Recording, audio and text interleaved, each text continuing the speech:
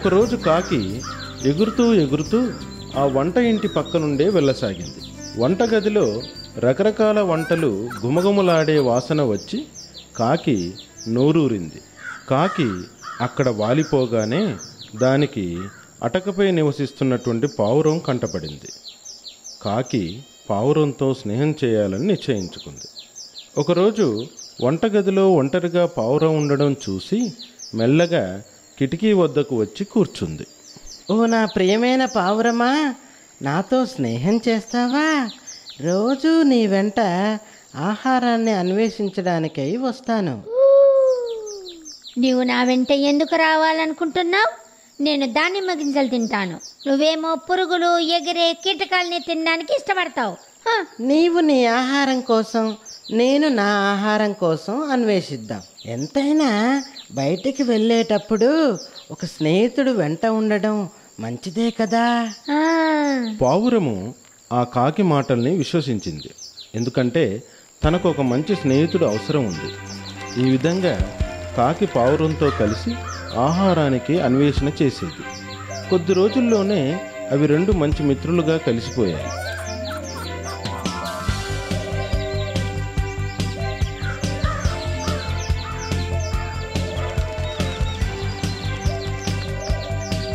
ఒకరోజు పావురం కాకిని వంటగదిలోకి తీసుకొని వచ్చింది. పావురమా, నీతో పాటు నీ మిత్రుని కూడా తీసుకొచ్చావా?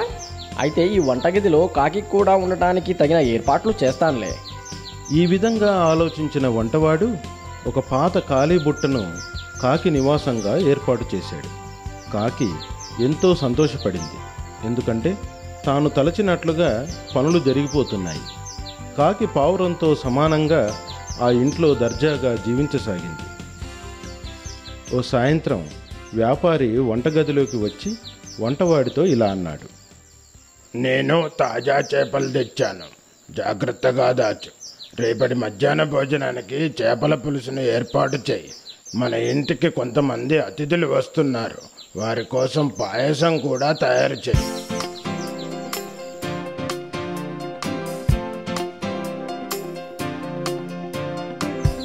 ఓ మిత్రమా, లే, తెల్లారిపోయింది, ఆహారం కోసం బయలుదేరదాం. లేదు మిత్రమా, ఈరోజు నేను నీ వెంట రాలేను. నా కడుపులో నొప్పిగా ఉంది. నిన్న నేను కుళ్ళిపోయిన పురుగును ఏమైనా తిన్నానో ఏమో. నేను ఈరోజు ఇంట్లోనే విశ్రాంతి తీసుకుంటాను. నీవు జాగ్రత్తగా వెళ్ళిరా మిత్రమా. నాకు తెలుసులే ఈ కడుపు నొప్పి ఎందుకు వచ్చిందో. ఈ చేప కోసమేగా ఇక్కడ ఉండిపోవాలనుకుంటున్నావు. దాన్ని వంట మనిషి రుచికరంగా వండి నీకింత పెడతాడనే కదా. నిజంగా ఈరోజు నా ఆరోగ్యం ఏం బాగోలేదు. సరే సరే, నేను వెళ్తాలే. పావురం నిరాశగా ఒంటరిగా ఆహారం కొరకు బయలుదేరింది. కాసేపటి తర్వాత వంట మనిషి వంటగదిలోకి వచ్చాడు. చేపను తీసుకొని శుభ్రం చేసి ఉప్పులో నానబెట్టి చిన్న చిన్న ముక్కలుగా చేశాడు.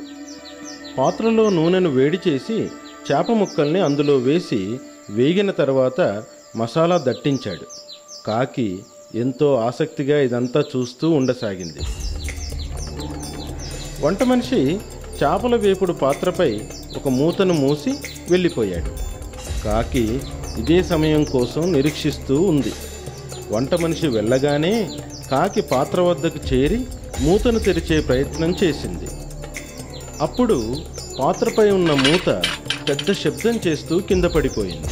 ఆ శబ్దం విన్న వంట మనిషి కళ్ళు తెరిచి కంగారుగా వేగంగా వంటగదిలోకి పరుగు తీశాడు. అంతలోపే కాకి చేప ముక్కను నోట కరిచి పెట్టుకుంది. అది చూసిన వంట మనిషికి కోపం వచ్చింది. దాంతో అతను కాకి గొంతు పట్టుకున్నాడు. ఆశపోతు కాకి, నేను నిన్ను నీ మిత్రులతో పాటు దయదలిచి ఇక్కడ ఉండడానికి అనుమతినిస్తే నువ్వు చేసే పని ఇదా? నన్ను క్షమించు. దురాశ నన్ను మూర్ఖునిగా చేసింది. నేను ఈ పొరపాటును ఇంకెప్పుడు చేయను. లేదు, నేను నీ రెక్కల్ని కత్తిరించి కారం మసాలా ఉప్పు దట్టించి నూనెలో వేయించుతా. నీ దురాశకి ఈ శిక్ష కూడా తక్కువే. ఈ చెత్త డబ్బాలో పడుండు. వంట మనిషి కాకి రెక్కల్ని విరిచేసి చెత్త డబ్బాలో పారవేసి వంటగది నుండి వెళ్ళిపోయాడు. అయ్యో, ఎంత పని జరిగింది. నా దురాశ దుఃఖాన్ని మిగిల్చింది. ఉదయం పావురంతో పాటు వెళ్ళినా బాగుండేది. నాకు ఈ దుర్గతి పట్టేది కాదు కదా. కొద్దిసేపటి తర్వాత పావురము వంటగదిని చేరుకుంది. రెక్కలు విరచబడిన కాకి దుస్థితిని గమనించింది. ఎందుకిలా జరిగిందో అర్థం చేసుకుంది. అప్పుడు పావురం, అయ్యో స్నేహితుడా, నీవు దురాశకు పోయి తగిన మూల్యం చెల్లించుకున్నావు కదా.